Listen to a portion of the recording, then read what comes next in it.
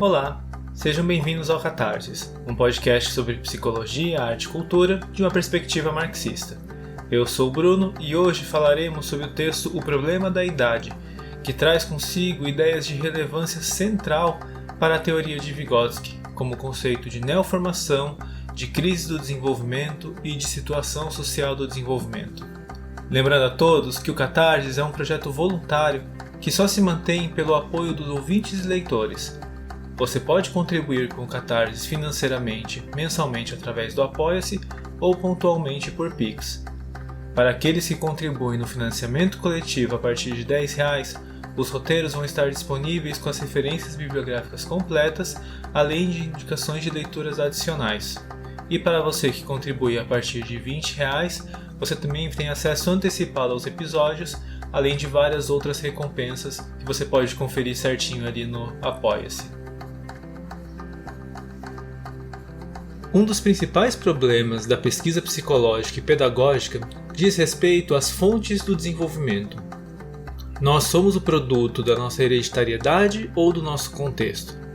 Esse é o dilema clássico da teoria dos dois fatores: natureza ou criação, ou um misto de ambos. A teoria histórico-cultural vai desenvolver uma crítica bastante aguda dessa concepção fatorial, como se o ser humano fosse simplesmente o resultado de uma soma de fatores. Como sempre reforça a concepção dialética, o todo é sempre maior do que a soma de suas partes individuais. E justamente por isso, Vygotsky e sua escola, e na realidade praticamente toda a psicologia soviética e a psicologia orientada pelo materialismo histórico-dialético, vão desenvolver uma concepção muito mais complexa e intrincada acerca do desenvolvimento humano na ontogênese. Para Vygotsky, isso se apresentava na ideia de duas linhas distintas de desenvolvimento, uma linha biológica e uma linha cultural, que formavam uma unidade de contrários, uma formação específica social e biológica.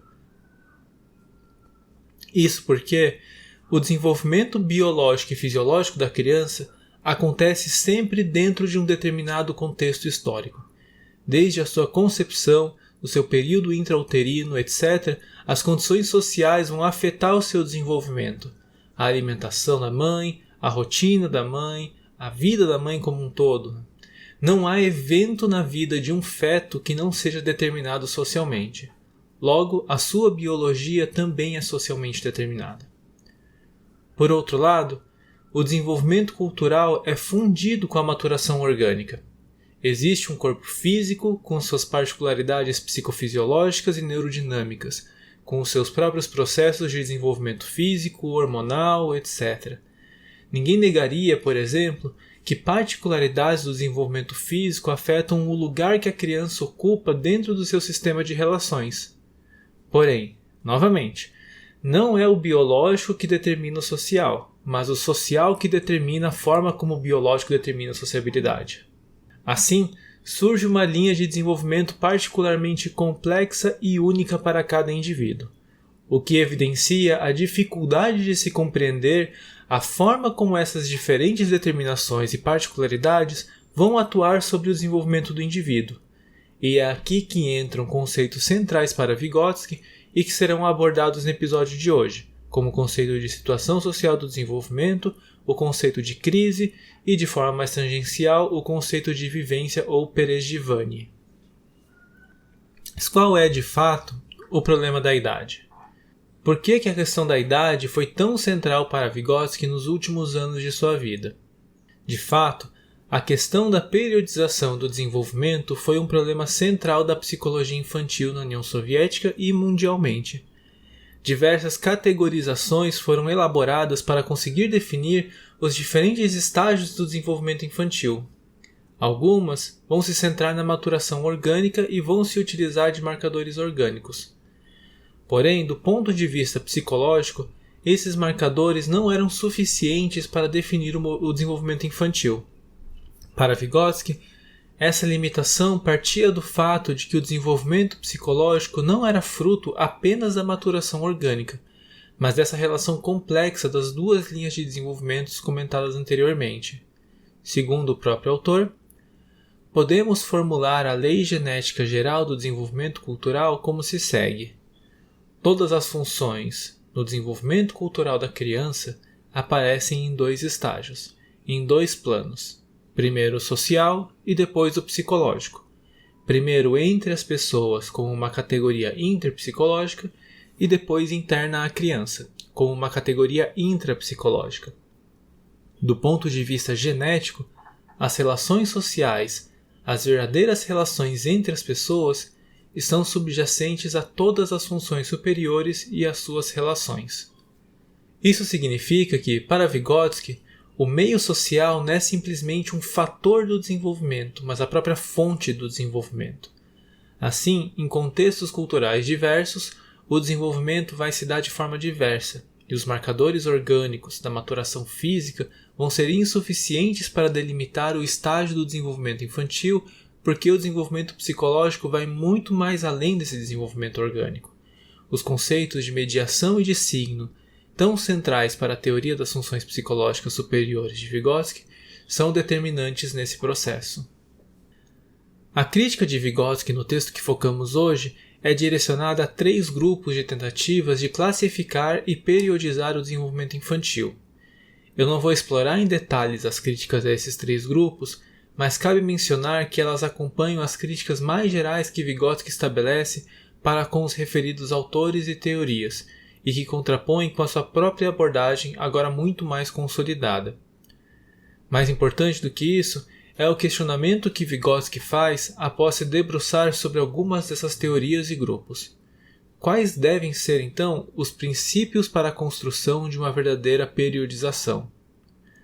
A sua resposta é: somente as mudanças internas no próprio processo de desenvolvimento, somente as interrupções e reviravoltas em seu curso podem fornecer uma base confiável para identificar as principais épocas de construção da personalidade da criança, que chamamos de idades. E junto a isso vem uma ideia fundamental do desenvolvimento. O desenvolvimento seria apenas um acúmulo quantitativo em que nada de novo seria produzido? Para Vygotsky, não. Segundo ele, o desenvolvimento seria um processo contínuo de automovimento, caracterizado pelo surgimento de formações novas que não existiam nos estágios anteriores. É aqui que entramos em 2 conceitos fundamentais do texto e da teoria do desenvolvimento de Vygotsky, o conceito de neoformação e o conceito de crise do desenvolvimento.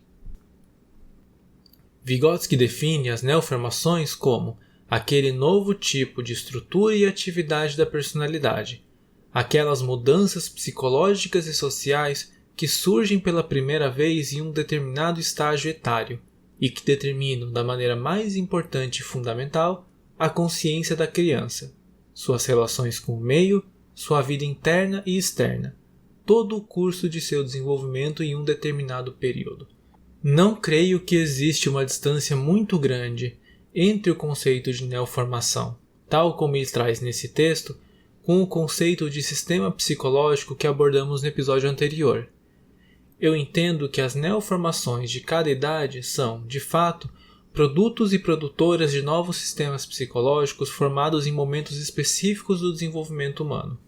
Uma nova formação psicológica que produz uma reorganização das funções psicológicas e, consequentemente, dos aspectos mais elevados da sua psique, sua consciência, sua personalidade, etc. Não entendam errado. Eu não estou dizendo que neoformação e sistema psicológico são sinônimos, mas que estão relacionados intimamente. Toda neoformação é resultado de um processo.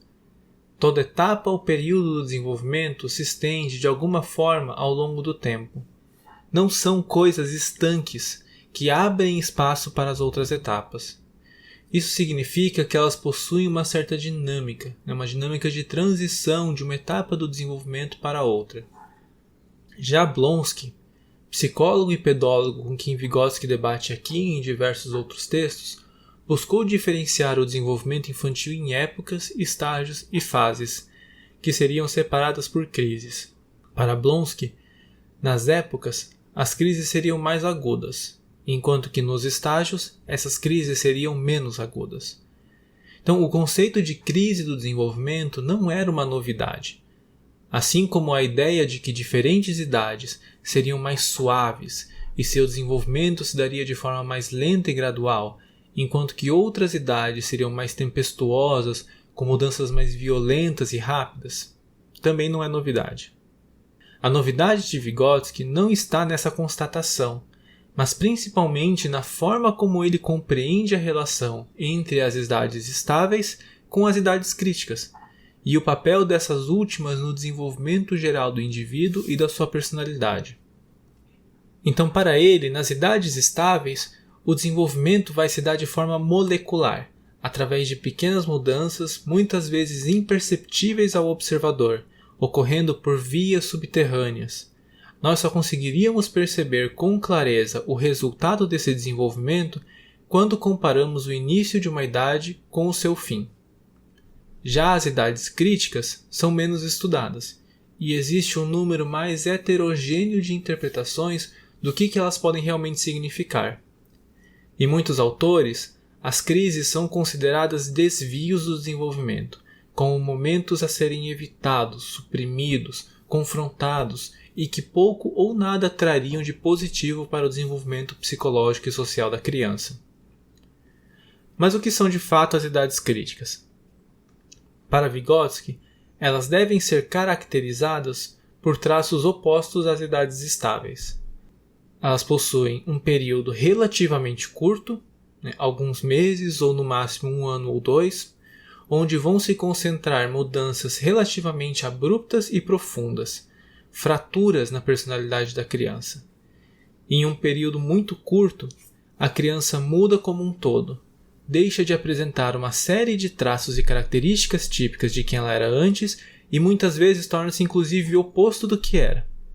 Segundo o autor, o desenvolvimento assume um caráter turbulento, rápido, às vezes catastrófico, assemelhando-se a um curso revolucionário de eventos, tanto no ritmo das mudanças que ocorrem quanto no significado das mudanças que estão sendo feitas. Esses são pontos de virada no desenvolvimento da criança, às vezes assumindo a forma de uma crise aguda. Além disso, o autor vai destacar 3 características centrais desses períodos de transformação violenta. Primeiro, os limites vagos de início e fim da crise, embora sempre exista um ponto culminante, um ápice. 2. A presença de conflitos mais ou menos agudos com seu entorno, com presença de vivências dolorosas e angustiantes, conflitos internos e externos e dificuldade nas atividades de ensino e aprendizagem. E 3. A natureza negativa do desenvolvimento, ou seja, toma o centro do palco aqui os processos destrutivos e não os criativos. A criança no período crítico não ganha, mas perde o que foi adquirido anteriormente, e essa idade é marcada pela perda dos interesses e necessidades que antes orientavam a sua atividade.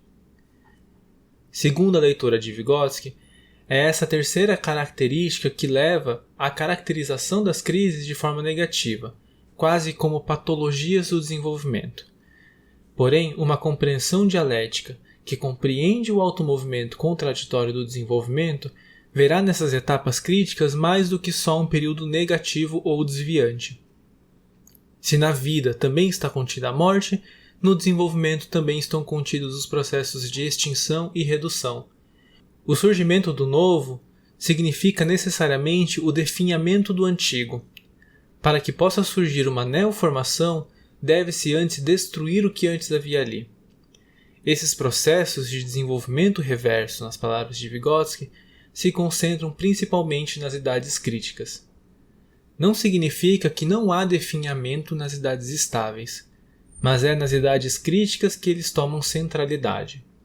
O definhamento também se encontra presente nas idades estáveis, mas de forma microscópica, pelas vias subterrâneas, muitas vezes imperceptível ao observador externo e mesmo à própria criança. Assim, podemos perceber também um avanço, um desenvolvimento positivo em todas as crises do desenvolvimento.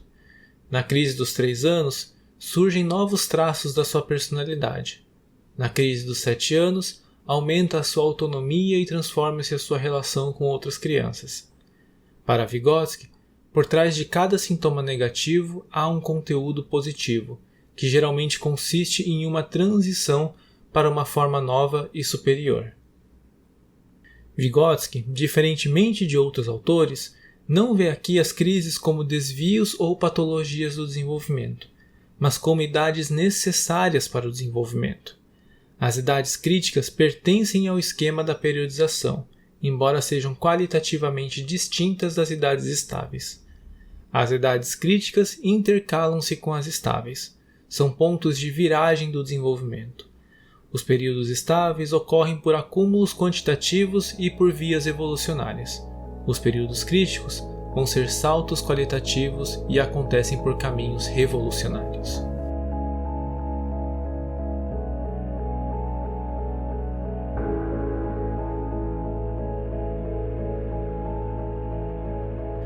O conceito de idade para Vygotsky representa uma formação holística. Para ele, não se desenvolvem aspectos isolados da personalidade, mas o contrário. A personalidade muda como um todo, e as leis desse todo determinam o movimento de cada uma de suas partes.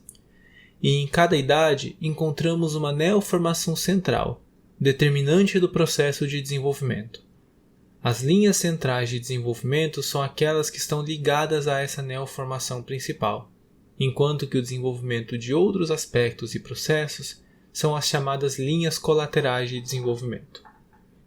Essa concepção é fundamental para entendermos não só o processo de desenvolvimento, mas também a forma como ele se dá dentro de um determinado contexto. As linhas centrais e colaterais de desenvolvimento não são determinadas pela biologia do indivíduo, mas por aquela complexa unidade cultural e biológica. Por isso, na análise da dinâmica da idade, Vygotsky defende que o ponto inicial e essencial é justamente compreender a relação entre a personalidade da criança e o meio social ao seu redor. Essa relação é aquilo que Vygotsky chama de situação social do desenvolvimento. Ela é o ponto de partida para todas as mudanças dinâmicas do desenvolvimento em um determinado período, e determina as formas e a maneira pela qual a criança adquire novas propriedades, extraindo-as da realidade social como fonte de desenvolvimento. Aqui, precisamos fazer uma diferenciação importante. Existem duas coisas diferentes que se sobrepõem na exposição de Vygotsky. A primeira é o meio social. O meio social é a realidade externa na qual o indivíduo está inserido e que é a fonte de seu desenvolvimento. Meio social não é a mesma coisa que situação social do desenvolvimento. Esta deve ser compreendida como a relação que se estabelece entre o meio social e o indivíduo que participa ativamente e atua sobre esse meio. Por que essa diferenciação é importante? Se a gente identificasse meio social com situação social do desenvolvimento, nós estaríamos facilmente caindo em um determinismo social ou em uma abordagem construtivista social. Quando compreendemos a situação social do desenvolvimento como a relação entre o meio e o indivíduo, a gente abre as portas para uma análise mais complexa das formas específicas e individualizadas de desenvolvimento do indivíduo. Se a situação social do desenvolvimento é a relação entre o meio social externo e a atividade do indivíduo, a sua vivência específica, isso significa que em um mesmo meio social, por exemplo, uma sala de aula, uma mesma família, cada indivíduo atuante nela estabelecerá uma relação diferente, estabelecerá uma situação social distinta. É através da criação e recriação do meio, através da sua atividade e das suas vivências, que se estabelece a situação social de desenvolvimento. Essa compreensão permite superar tanto o determinismo social quanto o dualismo indivíduo-sociedade. Para não restar dúvidas, eu cito aqui o pesquisador vygotskiano Nikolai Veresov. A situação social, como parte do meio social, é um evento contínuo no qual a criança está envolvida e no qual o plano social do desenvolvimento aparece ou não aparece. O que é significativo é que as ferramentas culturais que a criança usa são componentes importantes da situação social, bem como o contexto histórico, ou seja, os eventos que ocorreram imediatamente antes e que afetaram a situação social que está sendo analisada. A situação social é analisada não como uma estrutura estável, mas como um evento, como um processo com uma estrutura única, plano de fundo, participantes, meios culturais, e uma dinâmica interna única com momentos dramáticos e pontos de virada.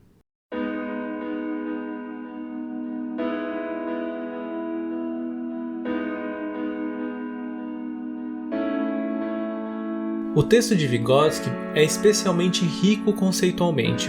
Aqui, ele trabalha a ideia de neoformação, de crise do desenvolvimento, de periodização, de situação social do desenvolvimento, de linhas centrais e colaterais, entre várias outras. Mas não se trata apenas de uma reinterpretação teórica do trabalho pedagógico e psicológico. Trata-se de uma nova abordagem prática em relação ao desenvolvimento infantil. Em primeiro lugar, a partir dessa concepção sobre a periodização infantil, que tem como base não apenas a idade cronológica, mas as neoformações específicas de cada idade, temos mais elementos para investigar aquilo que Vygotsky chama de nível real de desenvolvimento da criança. A investigação desse nível pode resultar naquilo que ele chama de diagnóstico do desenvolvimento. Determinar um nível real de desenvolvimento, no entanto, apesar de ser a primeira e mais urgente tarefa, nos diz mais sobre o resultado, sobre os processos já finalizados, sobre o desenvolvimento que aconteceu no passado, do que sobre o que está acontecendo no presente e que direção tomará no futuro. É um momento necessário da investigação, mas insuficiente. Nas belas palavras de Vygotsky, um verdadeiro diagnóstico do desenvolvimento deve ser capaz de abranger não apenas os ciclos de desenvolvimento concluídos, não apenas os frutos, mas também os processos em estágio de maturação. Assim como um jardineiro, ao determinar os tipos de cultivo, faria mal ao contar apenas o número de frutos maduros no pomar e deixaria de avaliar as condições das árvores que ainda não deram frutos maduros, o psicólogo que se limita a determinar o maduro, deixando de lado o que ainda não amadureceu, nunca pode ter uma ideia verdadeira e completa da condição interna de todo o desenvolvimento e, portanto, não pode passar de um diagnóstico sintomático para um diagnóstico clínico. A segunda tarefa do diagnóstico do desenvolvimento, portanto, é a determinação dos processos que ainda não se encontram maduros, que ainda estão em desenvolvimento. Para o autor, resolvemos esse problema encontrando a famosa zona de desenvolvimento iminente. Esse é um conceito bastante importante conhecido da obra de Vygotsky e talvez tenha se tornado mais popular e utilizado da sua teoria quando o autor bielorrusso se popularizou aqui no Ocidente. E justamente por isso, caiu naquele famoso problema de todo o sistema teórico de conceito universalmente explicativo, tal como o reflexo, a Gestalt e tantos outros. Justamente pela centralidade desse conceito para a teoria da educação de Vygotsky nos seus últimos anos, quanto pelos seus diversos usos ao longo dos anos, seria impossível abordar a ideia nos poucos segundos que faltam para encerrar esse episódio. Vai ser um corte abrupto que vou fazer no texto no episódio, já que existe praticamente uma seção inteira do texto dedicada, em que o autor vai abordar a zona de desenvolvimento iminente ou proximal, mas esse corte é necessário para que possamos trabalhar esse conceito de forma mais tranquila, de forma mais focada, no último episódio da nossa temporada. Então, obrigado a todos que ouviram esse episódio do Catarses, lembrando que os nossos episódios são quinzenais, então nos veremos em 2 semanas para falarmos do último texto abordado da temporada, o problema da instrução e do desenvolvimento mental na idade escolar. O podcast e o Catarses como um todo é um projeto voluntário de tradução e divulgação da ciência marxista. Ele se sustenta pelo apoio dos seus ouvintes e colaboradores. Você pode contribuir com a continuidade do projeto de 2 formas: pela divulgação da página, nas redes sociais, compartilhando com seus amigos e interessados, assim como comentando e curtindo as postagens, o que aumenta o alcance do projeto, e financeiramente, através de doações por Pix ou através da contribuição mensal pelo Apoia-se a partir de R$ 5. Os links do Pix e do Apoia-se vão estar na descrição do episódio, assim como na bio das redes sociais. Então você pode acessar o roteiro do episódio se contribui com R$10 ou mais no financiamento coletivo, além de ter acesso a indicações de leitura que contribuem para uma compreensão mais aprofundada do tema. E a partir de R$20 você também tem acesso antecipado aos episódios, além de várias outras recompensas. Eu agradeço desde já a todos que ajudam a manter o Catarse, que participam da sua construção e que incentivam a sua continuidade. Um abraço a todos e uma ótima semana. Nos vemos no próximo episódio. Até lá!